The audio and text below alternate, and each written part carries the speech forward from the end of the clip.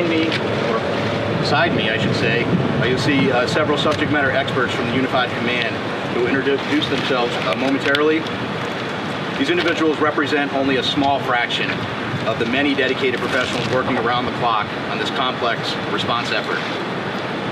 We understand this is an extremely difficult time for the families of the missing crew members aboard the Titan, and our thoughts go out to them and the crew. The Unified Command team is working tirelessly to bring all available assets and expertise to bear as quickly as possible in response to this complex operation. And we remain in close contact with the family members and the crew to ensure they are fully aware of our current and future search efforts. Additionally, we've been in close contact with the British and French Consulates General to ensure that they are fully appraised of our efforts, and we are ensuring that their concerns are being addressed. We're incredibly grateful for the full spectrum of international assistance that has been provided, including an expert submariner from the Royal Navy here with us, serving aboard as a critical member of our team. Additionally, a team of highly trained French ROV operators departed St. John's last night are en route to aid the search. Moreover, our Canadian partners have been providing critical leadership and significant response capabilities since the beginning of our efforts.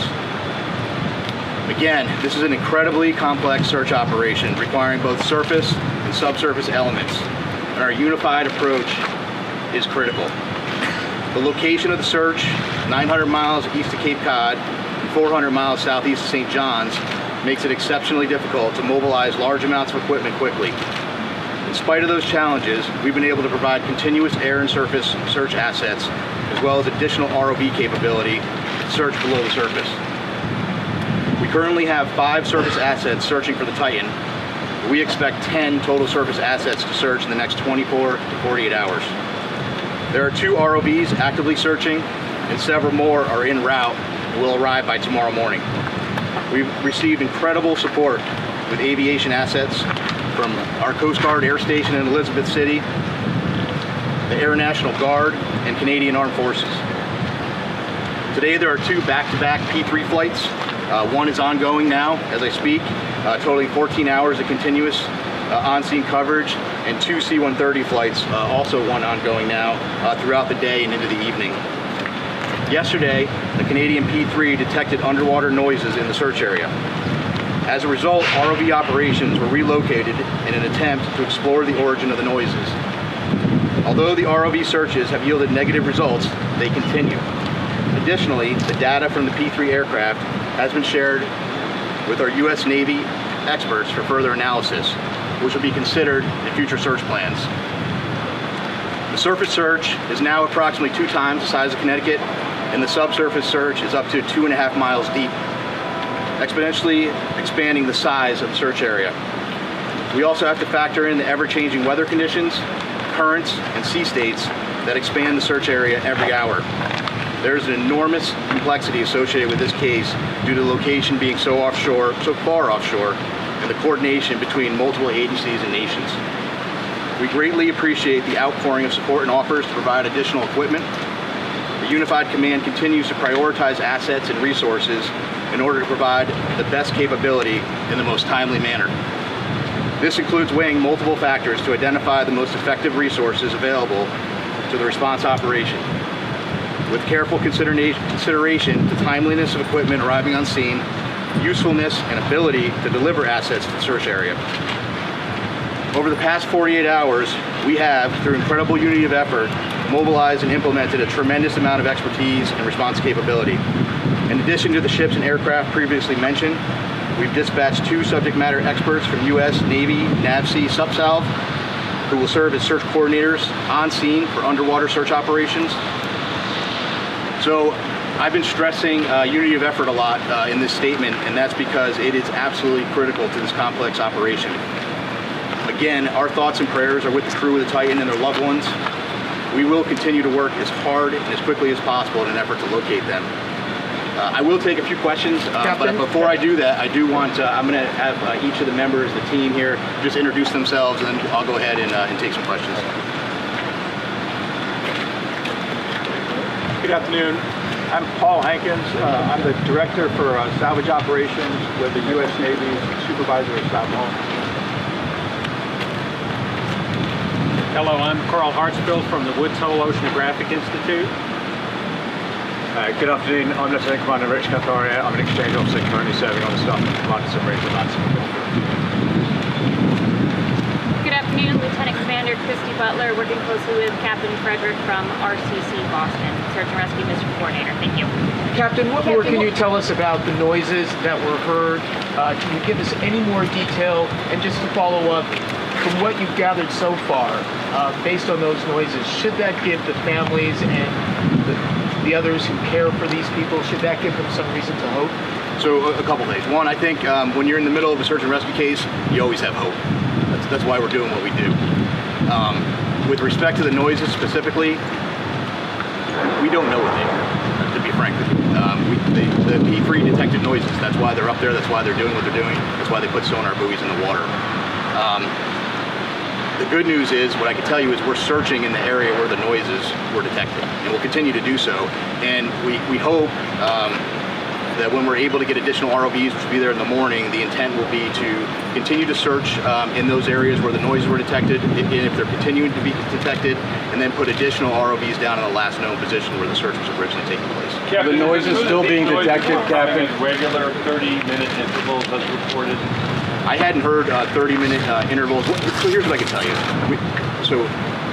I am not a trained ear for underwater aquatics.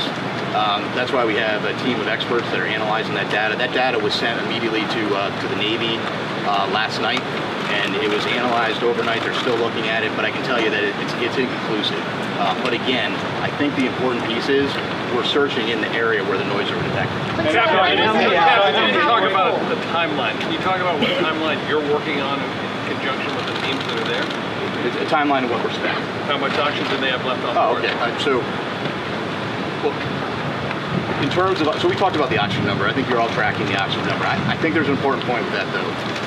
The oxygen, that's just one piece of data, right? There are a lot of pieces of data that we need to consider. And we're continuously looking at that, and we'll continuously do that throughout the search. But that's not the only thing that's important, right? And right now, our efforts are solely focused on search. That certainly is a dialogue that's happening, but we're focused on search. And this is a recovery or a rescue? Oh, this is a search and rescue mission, 100%. We are smack dab in the middle of search and rescue, and we'll continue to put every available asset that we have in an effort to find the Titan and the crew members. How down are those ROVs, and can you confirm that some sort of rectangular object has been spotted? There was some sort of report about that other night. So, well, a couple things. So the ROVs, each ROV brings different capability. The ROVs that are diving today, what's the depth limit? 4,000. Yeah, 4,000 meters. And some additional ROVs that'll be arriving tomorrow have additional depth capability. With respect to an object, so yesterday one of the aircraft did see an object. I will tell you this: in search and rescue missions, when aircraft are flying continuously, there is stuff out in the ocean that's floating. We went back, we looked at it, it wasn't, we didn't determine it to be debris. We don't think it correlates with the case, and it is not uncommon at all during an active search to see things, and then we go and look at them. So, Captain, Jess Clark from BBC News, when were these noises first heard? How long did they persist for? And if I could also ask, do you have any information in terms of food and water that the men might have on board the Sun? Yeah, so several P3 flights have heard noises as yesterday, and we put assets there. We relocated assets immediately. With respect to food and water, it's my understanding there are some limited rations.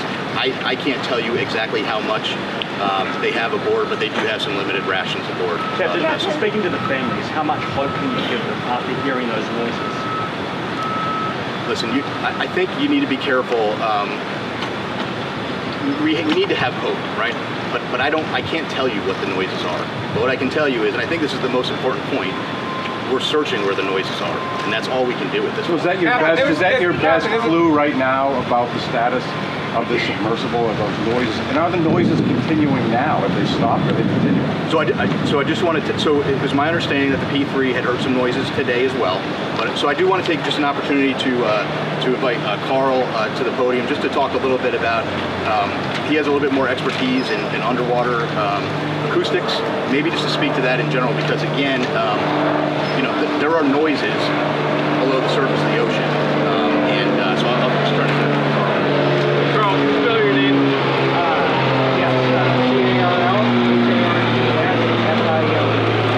So again, Carl Hartsfield from the Woods Hole Oceanographic Institution. So the ocean is a very complex place. Obviously, human sounds, nature sounds, and it's very difficult to discern what the source of those noises are at times, but I can tell you that this team has multiple sensors. They're in the area. They're sending data back expeditiously to the best in the world people to analyze that data, and then they're feeding the results of that analysis back to the unified team, and they're making decisions.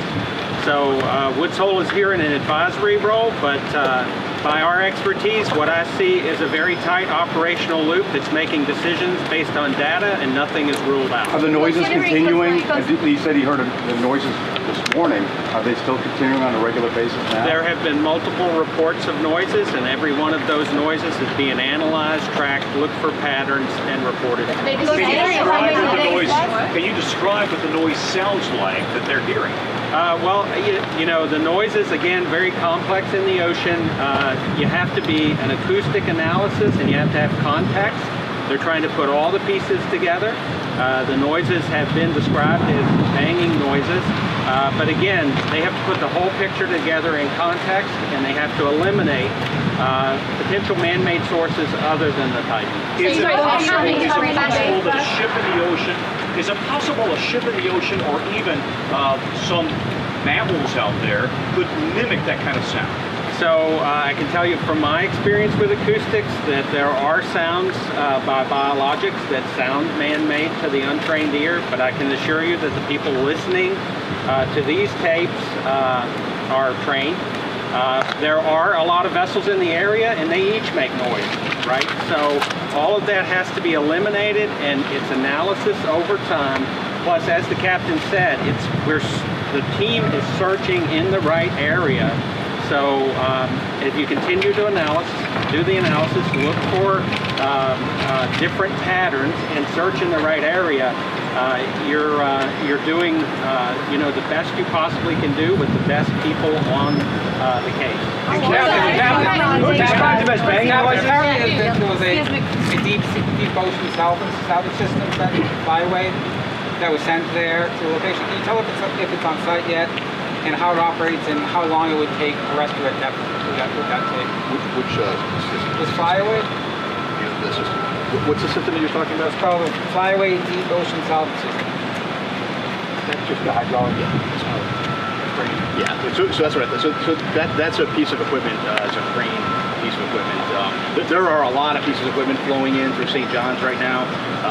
One thing I did want to mention, I think it's important. Some of the ROV capability that's arriving soon is really great, incredible capability. One thing I want to point out is that French team that's coming in to serve aboard with their equipment aboard a French ship. They bring some state-of-the-art equipment, and so once they get on, we're going to have more assets down to look, and we'll continue to put them where we think the best location is. Considering how many days passed, are you still optimistic that you're gonna find them? So, how many days? Did you ask how many days? Considering how many days passed? Well, so we have to remain optimistic and hopeful when you're in a search and rescue case.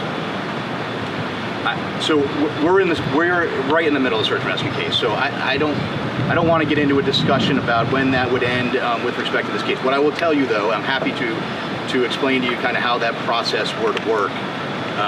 You know, the Coast Guard prosecutes search and rescue cases on a daily basis, and sometimes we don't find what we're looking for, and you have to carefully consider all of the factors, and there are a lot of factors you consider.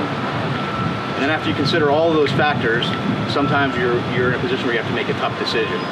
We're not there yet.